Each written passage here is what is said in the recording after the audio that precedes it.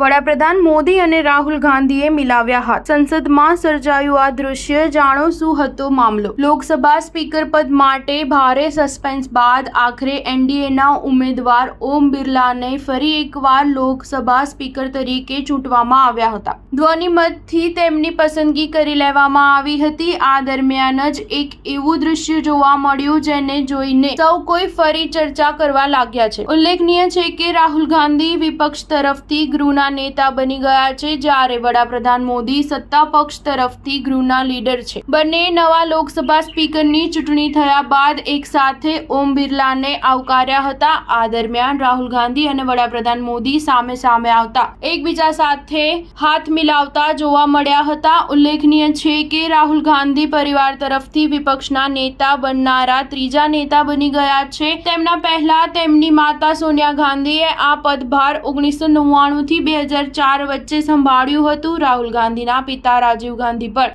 1989 થી 1990 વચ્ચે વિપક્ષના નેતા રહી ચૂક્યા છે. સ્ટાર ન્યૂઝ 7 હંમેશા સચ્ચાઈની સાથે.